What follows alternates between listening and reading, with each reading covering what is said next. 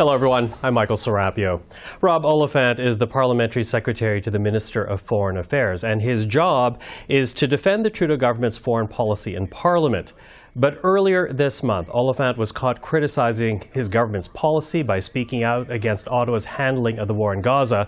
It was a private conversation recorded without Oliphant's knowledge, but it was shared with CBC News and made headlines today. Well, to talk about this, we're now joined by our political panel. Susan Smith is principal with the Blue Sky Strategy Group, Tim Powers, chair of Summa Strategies, and Anne McGrath, principal secretary to the NDP leader. Hello to the three of you. Hello. So here, let's begin with Rob Oliphant. Again, this was a conversation he had with a constituent, recorded without his knowledge, but according to the report in CBC, he talked about the government's decision to suspend funding from UNRWA. He also talked about the belief that Israel has probably committed genocidal acts. We know that there's division already within the Liberal caucus over the handling of this war. How problematic is it for this government that Rob Oliphant was caught doing this? I feel sorry for Mr. Oliphant. If you're having a private conversation with a constituent and you're speaking your mind, you don't expect that someone's going to record it and then give it to a news organization later, first of all. And I think he was speaking in his capacity as an MP. I think he was speaking from his heart and how he felt, not in his role as parliamentary secretary. He was not standing on the floor of the House of Commons. He's a smart individual who obviously holds his own opinions, as many members of Parliament do. So I think it's a very unfortunate situation. He's been in the role for a long time. He's seen a lot on the ground, and I think he was just echoing some of the real struggle that many MPs across all parties are dealing with when it comes to this situation. It's not ideal that someone who's a parliamentary secretary has somebody pull this kind of stunt on them. It's very unfortunate. But Mr. Oliphant is he's a team player for the Liberals. He's a very smart man, and he's an important person that is part of the Liberal team, and he's allowed his own opinions, just like all of the other caucus members are. That's it. I don't disagree with Susan on the fact that, it's disappointing to see people taping conversations. That said, Mr. Oliphant is smart, as Susan said. He's a trained minister, as I recall, as well. So I certainly know he's a man of passion and faith, but that doesn't mean he should be totally oblivious to the fact that if you don't know the person, you ought to be very cautious with what you say. All that aside, Mr. Oliphant's character, which is not in question here, I think, look, it's just another story in another week when the Liberal government just can't find a way to get itself out of the headlines for something a minister said, something a parliamentary secretary said, painting the picture, which is just not helpful for the government of being disorganized, chaotic, you pick whatever term you want. So it doesn't help in that regard. The issue in and of itself, yes, speaks to a division that I think is probably better known in the Liberal Party than other parties, but I think right now it's being put in the lens of this government is adrift and not working the right way, and it's something they have to answer for, and they probably prefer they didn't have to. Mm-hmm. And what's your take on this? Well, I think I agree with both. I mean, with both these guys, even though they're a little bit different. But, I think that it is really unfortunate to have been taped without your knowledge and then have it, released to the media. I think that's a horrible thing to happen.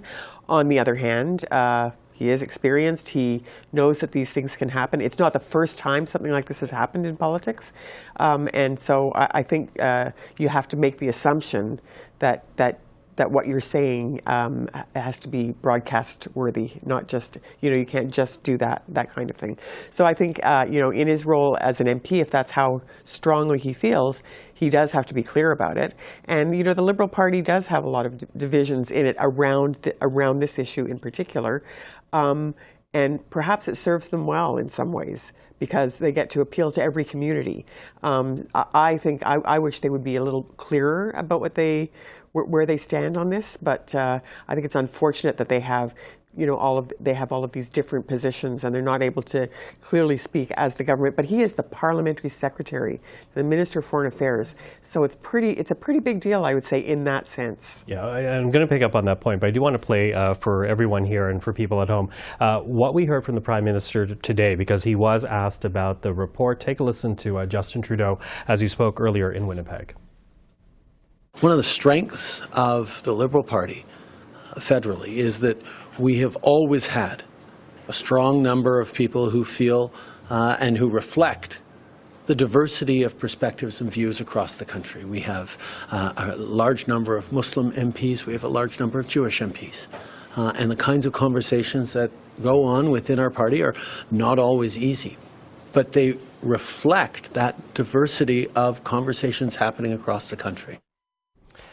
So, and he basically is echoing what you said, Susan. I didn't even know he said that. Well, there we go.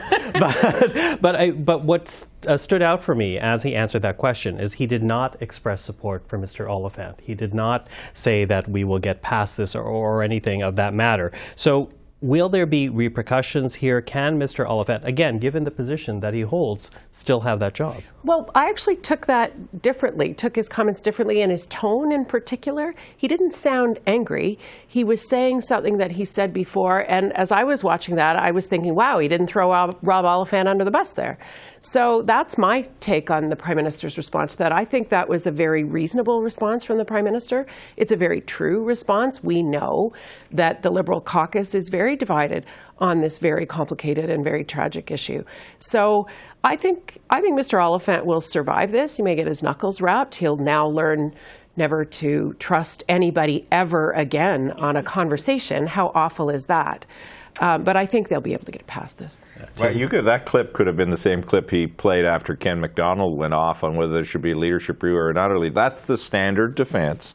Look, I've seen it used by the Conservatives. May have used it myself, Michael, that you have different points of view. But you're usually saying that hoping to manage the political damage. And it's not Rob Oliphant, it's the cascading things. I mean, it's Stéphane Guilbeault yesterday and having to deal with roads or no roads and what's a good road and what's a bad road and the road, and the road to hell's paved with good intentions. But I don't know. The Prime Minister would probably just like some good intentions from his MPs these days. I don't know if he looked confident, Susan, or if he just is so battered and so used to pushing that line because he's had to use it more often these days. Anne, what do you make? It's the answer that you have to give if you're in his position. He gave the answer that you have to give. I don't know if there will be consequences.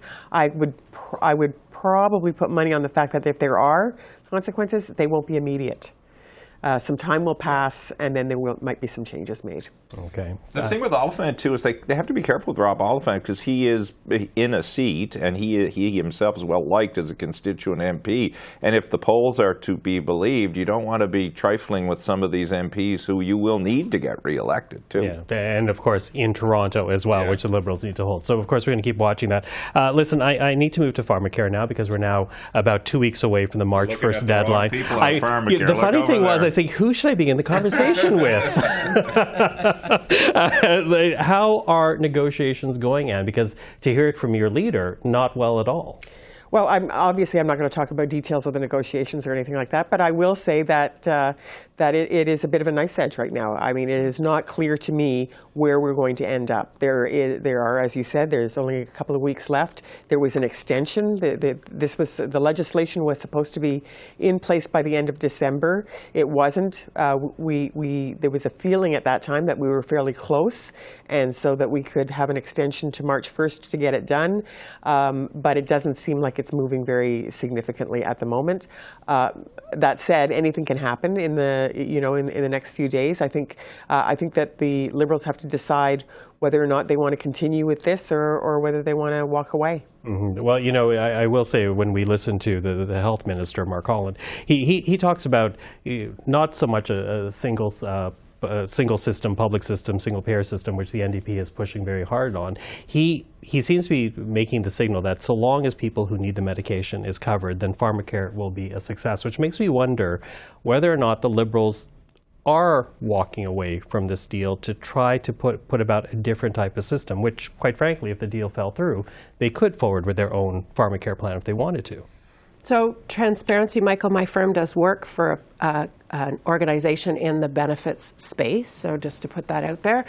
But in terms of your question, I think the Liberals are looking at the bottom line, and I think they're looking at what's practical and pragmatic based on realities versus ideologies on things. The reality is 73% of Canadians have some kind of coverage, whether it's through employers or others. There are people that don't have coverage.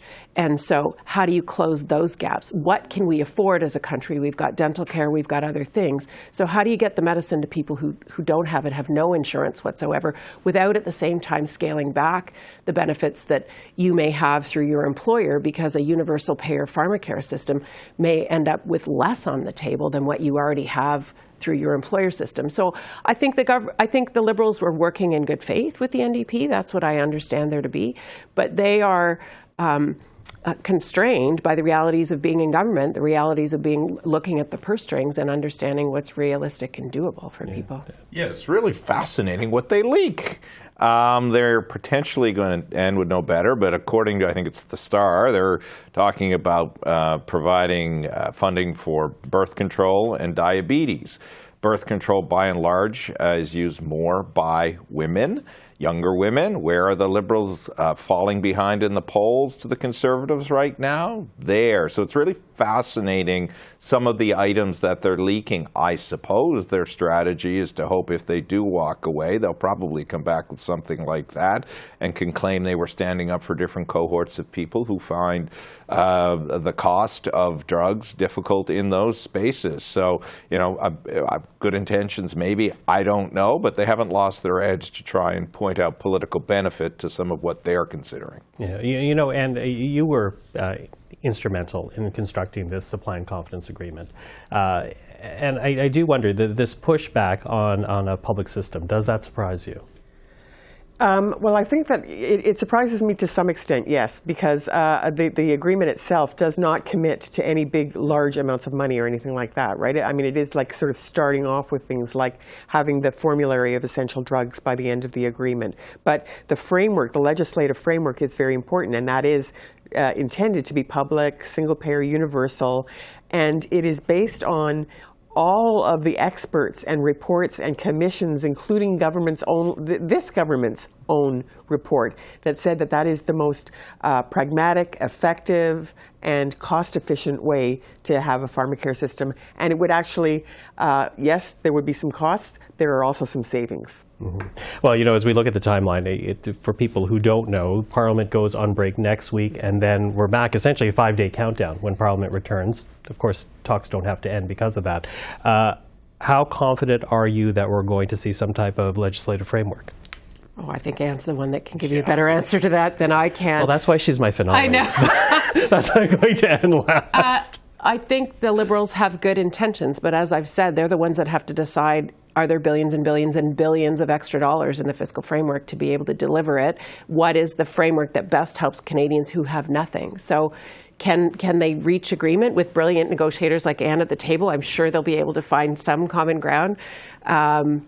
It's a tight deadline. Yeah. Well, no, good intentions seems to be the theme of this program today. So as I said earlier, good intentions, they pave the road to hell. So I don't know if Anne's taking us to hell or heaven. She'll have to tell us. I will say that Jagmeet Singh has said many times that we're not talking about billions and billions and billions of dollars. We are talking about the legislative framework and some beginning steps.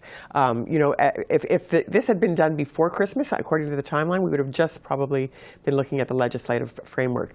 You know, pushing it back meant that there had to be a little bit more on the table. So we are looking at some, you know, getting some things started in this. But the idea of it being billions and billions and billions of dollars has never been on the table for this budget. Okay, well, we continue to watch. Gives us something to talk about when we get back. But until then, Susan, Tim, and Anne, thank you. Always appreciate the time. Thank you.